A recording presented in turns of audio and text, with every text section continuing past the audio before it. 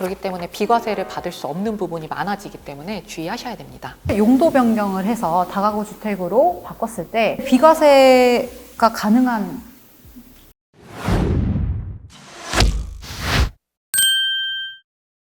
네, 이번 시간 다가구 다세대 주택 세금 이야기 저도 기대가 많이 되는데요. 우선 다세대와 다가구 주택 개념부터 정리하고 넘어가야 될 것 같아요. 네, 흔히 보이는 빌라들 보시면 여러 채 집이 함께 같이 있잖아요. 그런 건물들을 흔히 다가구 주택 또는 다세대 주택이라고 불립니다. 건물 외관만 봐서는 사실 구별하기가 힘든데요. 다세대인지 다가구인지 확인을 하시려면 등기부 등본의 부동산 현황을 보시는 게 가장 정확합니다. 다가구 주택이란 건축법에 따라 한 가구가 독립해 거주하는 건축물을 말합니다. 호별로 구분돼 있고 실제로 따로 거주할 수 있다고 하더라도 전체를 하나의 건물로 봐 건물 한 개를 1주택자로 간주하는 걸 말합니다. 다세대 주택은 하나의 건물임에도 등기부 등본을 떼보시면은 호실별로 다 구분이 돼 있는데요. 이제 개별로 매매가 가능하고요. 이걸 하나의 건물로 해서 통으로 해서 파는 것도 가능합니다. 이런 다세대 건물은 통으로 매각을 해도 여러 채의 주택을 매도한 걸로 보기 때문에 주의하셔야 됩니다.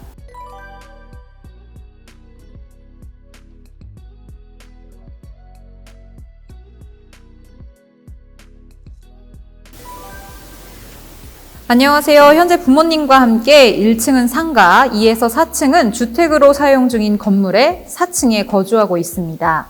최근에 옥탑방을 증축해서 임대를 주고 있는데 나중에 이 건물을 처분할 때 문제가 될 수 있는지요? 양도소득세는 어떻게 계산되는지도 궁금합니다. 자, 이런 경우에는 어떤 솔루션을 드리면 좋을까요? 앞서서 다가구 주택이랑 다세대 주택의 차이점을 말씀드렸는데요. 조금 더 자세히 보도록 하겠습니다. 우선 다가구 주택의 요건은 3가지가 있는데요. 이제 주택으로 쓰이는 층수가 3개층 이하이고 한 개의 동으로 쓰이는 바닥 면적의 합계가 660제곱미터 이하이면서 19세대 이하가 거주할 수 있어야 되는데요. 이 중에서 가장 중요한 부분은 층수 부분입니다. 이 부분이 가장 실무적으로도 이슈가 많이 되는 부분인데요. 등기부 등본상 주택으로 3개층이 돼 있다고 하더라도 실제로는 3개층 이상, 그러니까 4개층부터 쓰실 경우에는 층수 요건을 위반한 걸로 봐서 다가구 주택에 적합하지 않을 수 있으니 주의를 하셔야 됩니다. 이렇게 요건에 갖춘 다가구 주택의 경우에는 건물 전체를 매각할 때 단독주택을 매각한 걸로 보고 1세대 1주택 비과세 적용이 가능합니다. 하지만 다세대 주택은 호별로 구분 등기가 되어 있는 거기 때문에 건물 전체를 매각하더라도 여러 채의 주택을 매각한 걸로 보고 본인이 선택한 한 개의 주택 외의 주택은 이제 다주택자가 양도한 걸로 봐서 양도소득세가 부과되고 이제 조정 대상 지역 같은 경우에는 중과가 적용될 수도 있습니다. 건축 당시에는 다가구 주택이었다고 하더라도 주거용 옥탑을 증축해서 실제 주거용으로 사용이나 임대를 하시거나 아니면 방을 좀 쪼개서 19세대 이상이 거주하실 수 있게 했다면 등기부 등본이나 건축물 대장과 상관없이 실질에 따라서 다세대 주택으로 볼 수 있거든요. 그렇기 때문에 비과세를 받을 수 없는 부분이 많아지기 때문에 주의하셔야 됩니다. 최근에 기사를 보니까 상가주택을 가진 사람 경우에는 2021년 전에 처분해라 이런 얘기가 있던데 2022년에 좀 세법이 어떻게 개정이 되나요? 네, 22년 1월 1일부터 양도가액의 9억을 초과하는 상가주택을 처분하는 경우에는 주택면적이 상가면적보다 크더라도 주택면적은 주택양도로 보고 상가면적은 상가양도로 보아 양도세를 계산하도록 개정이 됩니다. 그래서 상가면적 양도분은 비과세가 되지 않을 뿐더러 장기보유 특별공제도 연 2%밖에 적용이 안 됩니다.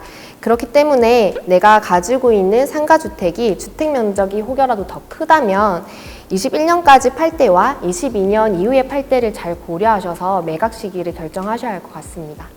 그렇다면 이런 문제도 또 발생할 수 있을 것 같아요. 예를 들어 다세대 주택을 용도 변경을 해서 다가구 주택으로 바꿨을 때 비과세가 가능한가요? 네, 용도 변경일부터 2년 이상 보유한 뒤에 매각을 하면 단독주택으로 보고 1세대 1주택 비과세 적용이 가능합니다.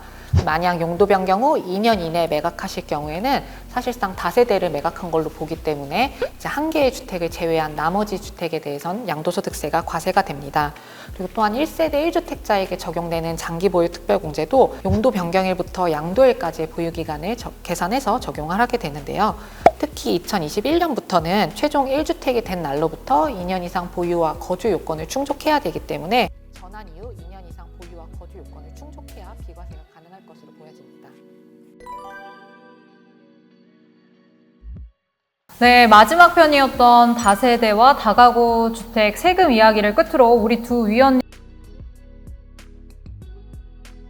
네, 비록 짧은 시간이었지만 저희가 안내해드린 솔루션을 통해서 많은 분들이 절세를 하시고 도움을 많이 얻으셨으면 좋겠습니다. 부동산 세금은 워낙 복잡하고 바뀌는 사항들도 많아서 공부가 많이 필요한 부분인데요.